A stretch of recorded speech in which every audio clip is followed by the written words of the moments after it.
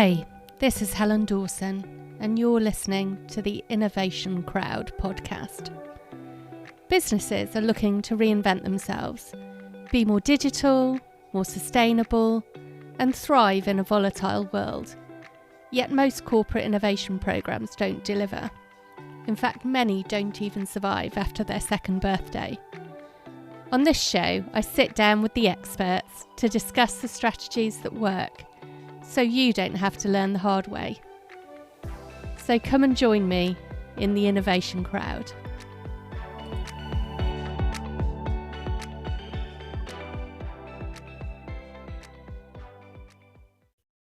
Welcome back to the Innovation Crowd. Today we're going to have a conversation all about marketing and growth. I'm very pleased to be joined by William Lidstone, who's going to talk us through some of the highlights of his career, places he's worked, perhaps working on McDonald's and other accounts. So, William, why don't you give us a sort of potted history of what you do and where you've been along the way? Yeah, sure. Well, thank you, Helen. Thanks for having me on your podcast. I'm a chief growth officer, which I think has got a sort of variety of meanings depending on where you're in. But fundamentally, I help businesses grow, and I do that in three ways really: through product. So how do we make a product incredibly useful and helpful and irreplaceable in someone's life? Do it through helping people position their product or service in a way which really resonates, is really salient with the consumers. And I do also help with service design and, of course, marketing itself. And I wrap all of that up, those kind of components, into a bit of thinking called super useful super brands. So how do you create a brand which plays a really important role in people's life, which is incredibly useful and is incredibly salient? And how did you become a chief growth officer?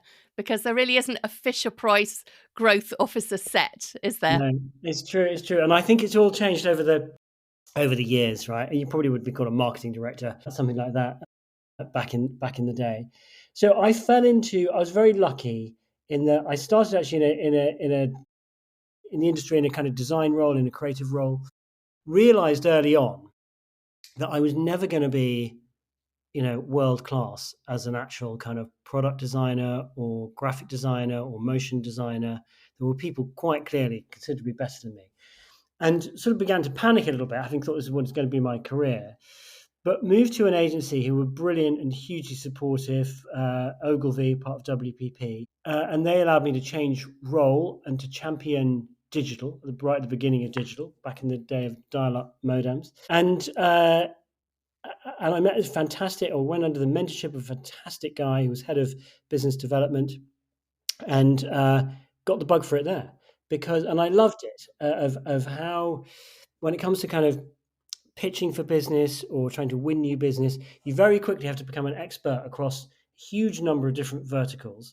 There's a lot of jeopardy, right? These pitches that whether you're a consultant, whether you're a business, an ad agency, whatever, there's a lot of jeopardy in that. If you're going after any piece of business, there's a huge amount of investment that goes into that. So that makes it quite exciting. There's the opportunity to become a bit of a hero if you win it. And the first couple of outings we had, I was so well supported. We won that, and I just became, a thing I really, really enjoyed doing. And from there, just carried on doing it really for 25 years. And as you get, more practiced at it, you get offered the opportunity to pitch for bigger and more complicated opportunities. And with that becomes a sort of elevation in role to a crazy name like Chief Growth Officer in the end. So you said super useful super brands. Yes. I've got that yes, right. Right. Yes. Dive into that a bit for me. Right. So I think, I think everybody, I guess in the old way, we would think of a brand would be, the way I describe a brand is a promise between an organization and its customer. And it's quite Really like one-dimensional. Yeah, it's good. It's a good Yeah. phrase. It's quite one-dimensional though. And I think when people think about a brand, they often think of branding. If they're not in my world, they think it's a logo or a mark. Some more sophisticated people think it's a promise that needs to be kept. But actually, I think it's a combination of things. And I think a brand in the 21st century needs to play a very, very meaningful role. And a lot of the most important brands in the world actually offer extraordinary utility. We talk a lot, I think you and I have previously talked about Octopus as a great Hmm. example of a brand that does everything so well. I literally sent them an email last night saying I'm not getting any data through from my smart meter, and they replied within minutes. A real human, not a bot, Hmm. replied and said, "We'll get that fixed for you. You'll have the data back in a couple of days max." And it's that, where you're bringing usefulness, Hmm. utility, across every touch point in a really well orchestrated human way, Yeah. which I think elevates a business in the 21st century to something extraordinary. And I think that's the thinking that you need to have and to have to develop in an organization today to compete and to win. And I think Octopus is a great example in so many ways. You could look at it from saying it's great because they've got this clever data model that allows them to do things, but also they're taking a category whose sort of previous thing was invisibility, right? You only care about your electricity bill when it goes wrong, Yeah, to yeah, yeah. suddenly being a thing of excitement and focus and people thinking about when they can put the washing machine on to get their cheap electricity when the wind's blowing up in Scotland. And it's quite a shift, isn't it? It is, and it's a combination also. It's not just the kind of proposition and the money saving. It's the design of the product. It's an extraordinarily well designed product. It's extremely easy to use. The tone of voice is fantastic. It's really kind of best in class in every way. And you can see it's quite a useful example because I think you can see that you could engineer that solution. You can come in with an engineering, so yep, I can make people be able to read their meters remotely, send them a notification when electricity is cheaper, and it could be soulless and have no emotional salience with us whatsoever. Somehow, by tweaking a few things and doing them really well, and reductivity is very, very difficult, making things simpler and better is actually incredibly difficult. But by tweaking just a few things, Octopus seem to have elevated themselves way beyond their competition. They've unseated a lot of their kind of competition. And extraordinarily for a utility brand, they're creating champions, right, out there. People who are voicing to their friends, you should get on with Octopus. It's brilliant. Why is it brilliant? Because of those things we talked about.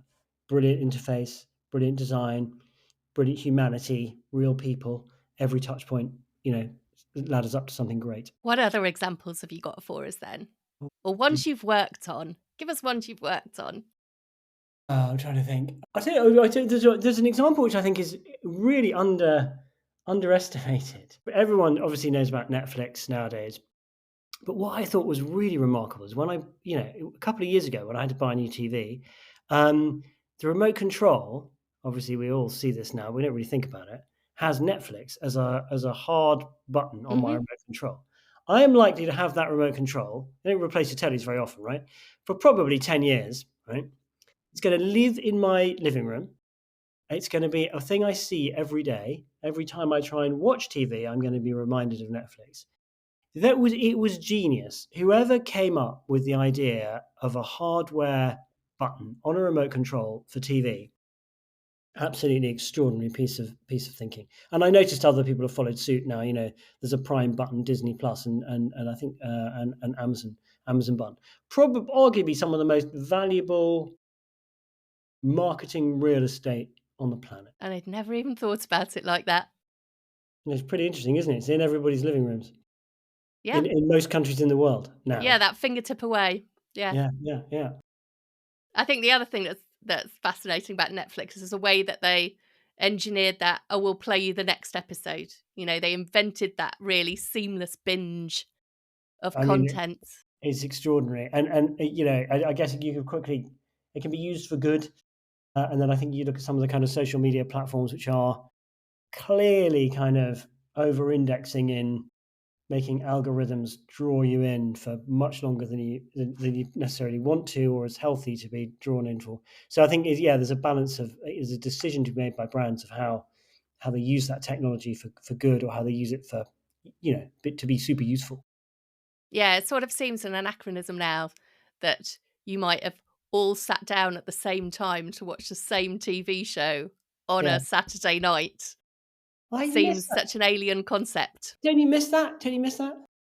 Yeah, there was something about that. Everybody was watching the Yeah, same thing at the same time. so Yeah. cultural moments. I mean, my kids, I mean, they don't have any understanding of broadcast TV. I don't think they've ever watched broadcast TV in their life. They don't really understand when they're in the car why there are adverts sometimes on the radio, or why I can't just move on to the next song. They can't doesn't really compute. It's funny, isn't it? But day to day, it feels like nothing changes. But Yeah, actually, big step change. Yeah, yeah, huge. massively, massively evolving. And I think anytime we kind of sit in a work environment, think something's in the too hard bucket and there's no sense of urgency, it's really not noticing that these things are changing all the time, isn't it? It's funny. So, you worked on McDonald's, didn't you? I did. So I worked for one of the two. Lots of people work on McDonald's, but there were two agencies, one of which I work for, which did the majority of the work for McDonald's in terms of what you probably see out there Mm-hmm. in terms of marketing. Absolutely extraordinarily well run business with extraordinary people in it from top to bottom, from the executive through to the people who run the restaurants every day. And really very, very impressive in terms of how they think about their brand, how they go to market, how they bring that, to so many different markets with consistency, Mm-hmm. with humanity. I was very proud to, be allowed to be part of that and work with such an amazing team, client side and agency side. And how much of that do you think is the product versus the positioning versus the What you mean in technology? terms of how much is of what is the product? Of the kind of the much loved affection that people have for McDonald's as a business and Mm. that kind of continuous evolution because it's, I don't know, been around for so many years now. Yeah, sort of 50 something, isn't it? Mm, But I think at the core, like everything, the product needs to be brilliant. If you're gonna be a yeah. super useful super brand, that product has to be brilliant, and it has to be consistent. So, clearly, at the heart of McDonald's is a great experience, and I'm sure we've all had them. I think what they did really well for me, or through Leah Burnett when I was working with them at Publicis Group, is they took on this whole idea of how do we reflect a modern day society? How do we hold a mirror up to the society that surrounds us, rather than try and create something kind of fantastical. So you'll see a lot of marketing and advertising by McDonald's, which really uses real life. And actually, funny enough, I just saw. It's been a long time since I worked at McDonald's, but I just saw. The Christmas ads have just come out, right? Mhm. And it really made me think. I really liked the McDonald's one, and I thought it was great because it felt like it was in the real world and part of reflected some of the fabric of British society today. And I was just looking at the other ones. And I was thinking, they're all. I know how difficult it is to make Christmas ads, Mhm. and we start thinking about them usually in maybe kind of, I don't know, April or May. They go into production in August. I mean, and they hugely risky and hugely expensive. But one thing did occur to me watching them all. It's like, not surprising, watch them reasonably obsessively, is that most of them now don't reflect any uh, part of the real experience of Christmas, right? Mhm. It doesn't snow, right? It isn't fantasy land. There aren't jingle bells playing when you walk down, Oxford Street. It's generally, this. There is less and less relation between Christmas ads and actually the Christmas that we already know. And I think it's fair enough to heighten stuff and tell a story, but when did it last snow on Christmas Day? I think it snowed once in my lifetime. Yeah. Yeah. It's not, yeah, it's not that image, is it? It's No, and it's a completely different. We live in a completely different world. Christmas means a largely a completely different thing. I think to this kind of version of it uh, in Adland. so what are you working on at the moment then? Well, very good for you to ask me. So, in my career, I've written a few things, either co-authored or co-produced. One of which was I wouldn't call it a book, but a point of view on digital called Digital Dopamine, which I did with at Razorfish. And I was lucky enough to work with an amazing organisation called Contagious, who I love dearly, on co-producing and working on a couple of Cannes presentation, so the Cannes Festival of Creativity, and they were really successful. And so I love putting down thoughts in a kind of way which help people understand. And I learned from Contagious, one of the most important things is to be very generous with your thinking, right? Always, just be as generous as you possibly can. It's a great mantra. So I've written recently and been helping people with a philosophy, I guess, which I call win by an inch. So taking everything that I've learnt about marketing and I guess, pitching, and basically every part of life is more or less a pitch, right? One way or another. And looking at, and win by an inch is looking at the whole philosophy behind it is about incremental gains, how you have to do everything really, really well and better than anybody else. It's not just a question of suddenly pulling something out of the bag at the end. It's a question of programmatically thinking, how am I going to do this incrementally better than I did last time and incrementally better than the competition? So I've taken around about 20 of these sort of golden rules and group them together into a meaningful way. And I help organizations often in the marketing space, but there's no reason why it couldn't help, anybody in any sector from banking through to public services think about how do we actually win? How do we, approach this in the right way and tells a story, and a lot of this about storytelling in the right way that's going to convince people who are going to, so we get a positive outcome. So that's what I've been doing this summer, and thinking about, and it's very kind of you to have me on your podcast, thinking about how I get the story out there a bit more, and what organizations I can work with in a broader sense above and beyond the advertising community. So you said there's 20 Yeah, it's topics. about 20 golden rules. Yeah. Golden rules. So about 20, I think there's 18. It's really annoying. I could plug some together. I could make some up, but it's got to be authentic. So yes, there's about 18, which cover how you need to philosophy of winning, how you prepare a story, and how you think about what's the process behind telling a story that's going to win you some new business. How do you get that team together, operate in the right way? How's the output as good as it can possibly be?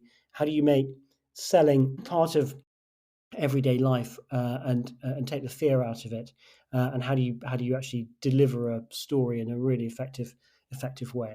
And you can quickly see when you do it, when I'm writing it and presenting it, you can quickly see how it translates into all kinds of parts of people's lives, right?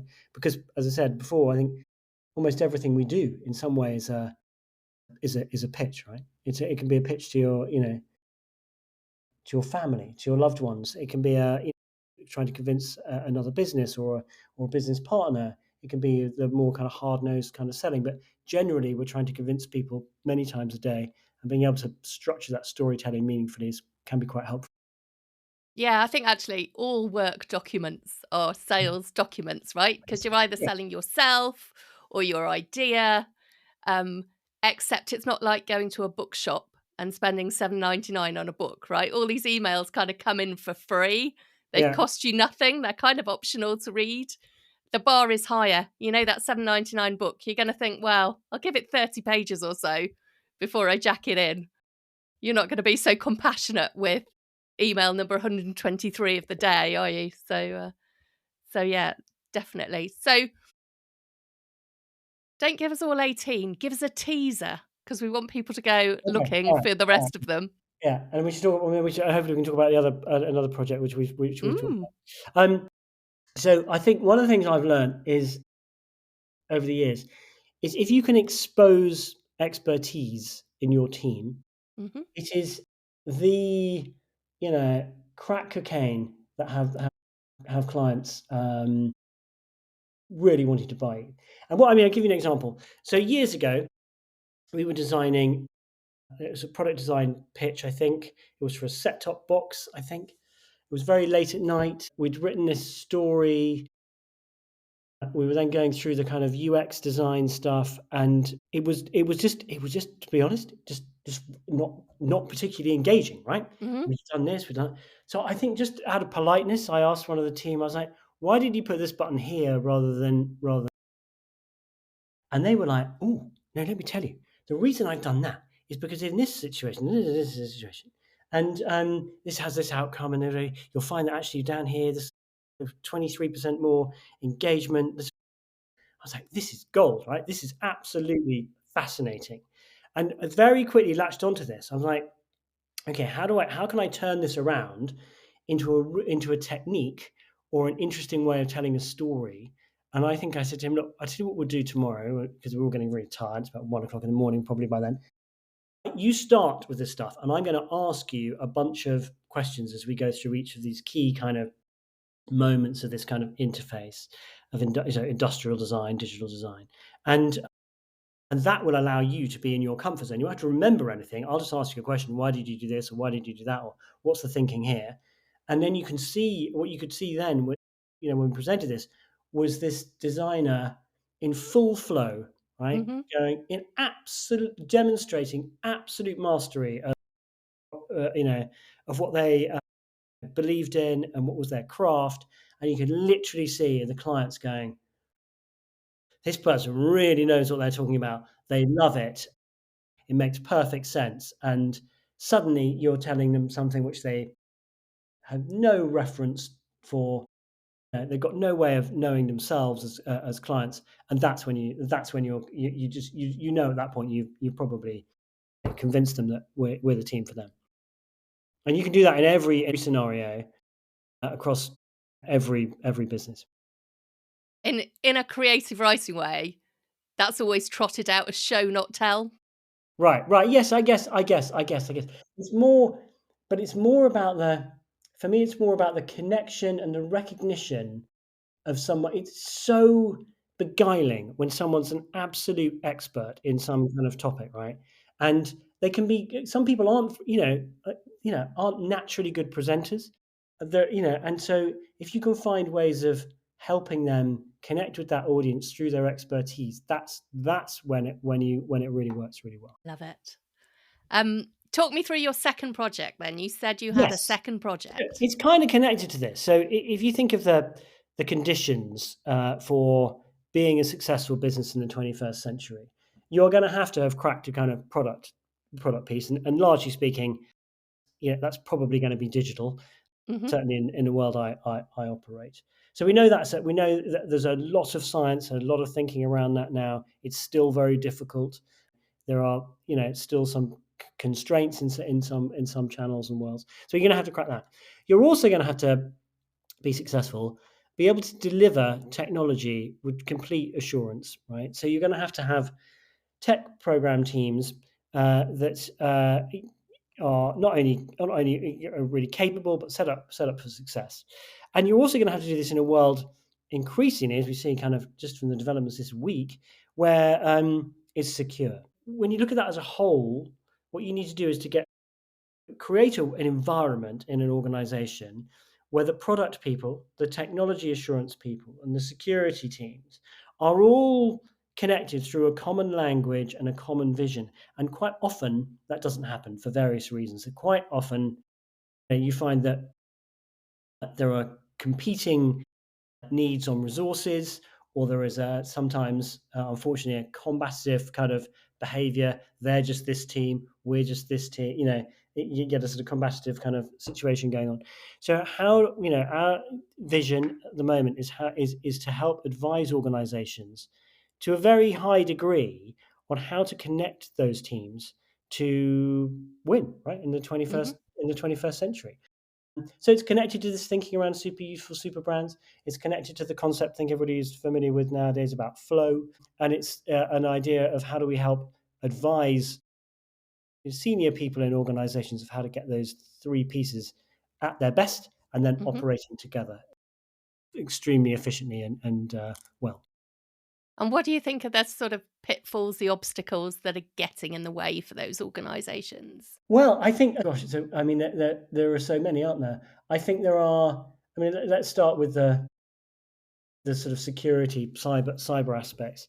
I think there's been a trend to keep adding more and more layers and complexity, buying more services in to deal with kind of operational threats.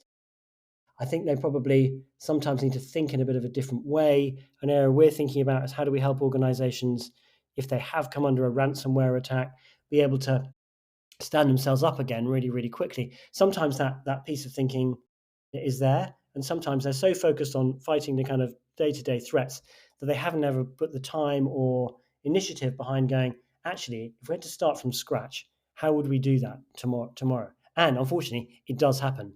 As you'll know better than anybody else, there are examples out there of organizations where, they've really come unstuck and had to, because they haven't thought about or prepared for an event, um, or they have to rebuild their systems quickly or overnight.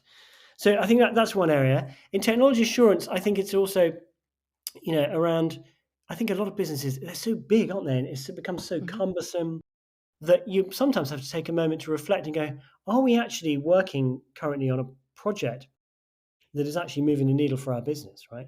Do we need to reassess that project we started 2 years ago was in an environment and a business landscape which is 24 months old. It's taking us 2 years to deliver it. By the time you deliver it, is it still going to be relevant? So I think there's a lot of thinking and sorting out that needs to be there. And in product, I tend to think one of the really difficult things in product, apart from reductive interfaces, incredibly difficult to do, is how do you align touch points and services? So it's very easy to buy in chatbots and Mhm. software which will connect you to your call center and try and give a single view of a customer. But they all tend to be very fragmented Yeah. and very hard to align, not just the technology there, but what's the actual experience that someone's having? Is that a cohesive, wonderful experience which makes the customer think, wow, that's impressive, that's good, that was joyous? Or does it all become fragmented and a frustrating mess? Often use this like Steve Jobs example of when Apple got big. He started to say things like, I want a customer to have the same experience, whether they buy online, whether they go to the Genius Bar, whether Yeah, they go to a reseller. And yeah. that's the sort of principle that allows people to design an experience rather than a I'm on the chatbot project. Right, right, right. And so you start to think in a slightly different way. We talked earlier about brands. I think you have to think about brands as a set of behaviors. What's your brand gonna, how does it come across in an auditory way? How does it come across in a haptic way? How does it come across in a visual way? You need to think about experiences, how does it come across in a motion graphics kind of way? And suddenly all of these pieces need to be aligned and brought together for a common experience and to be, a sum greater than their parts.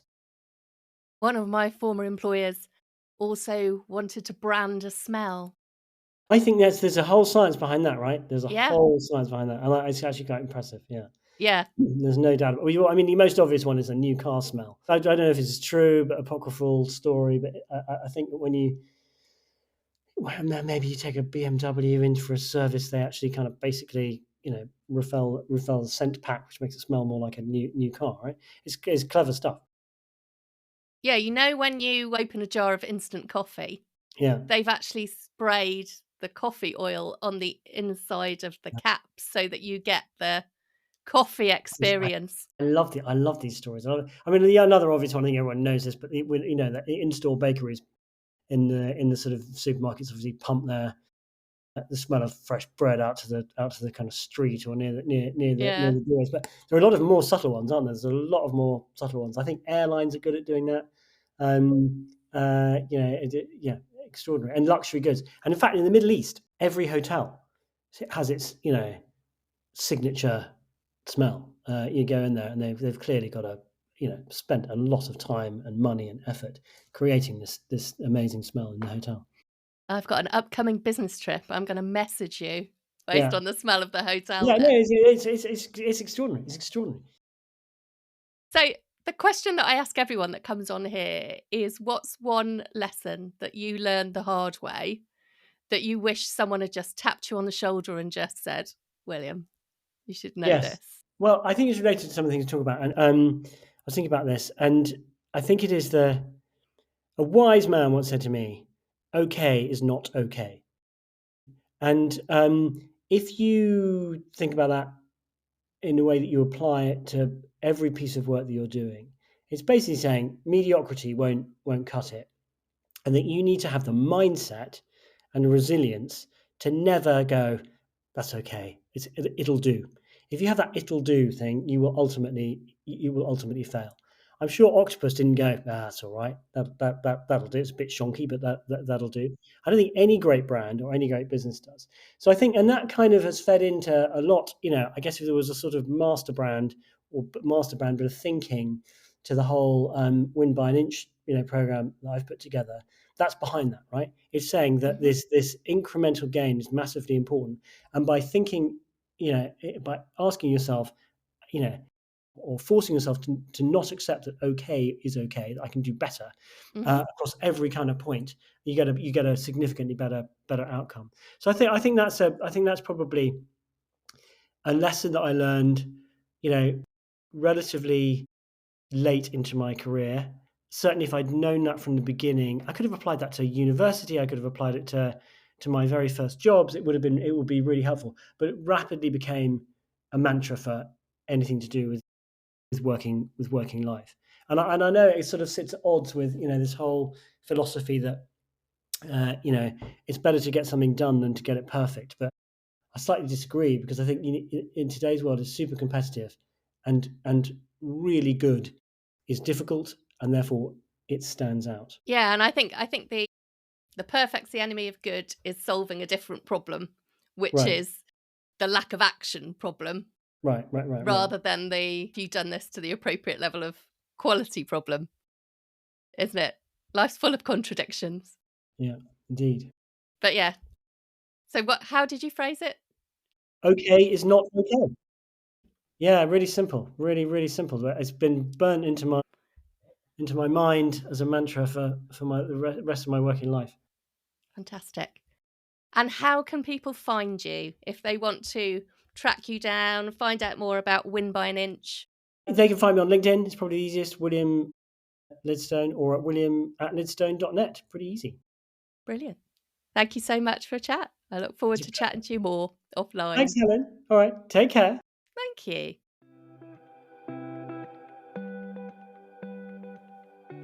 Thanks for listening to The Innovation Crowd. Subscribe on your favourite podcasting service so you don't miss a thing. And I'll see you next time.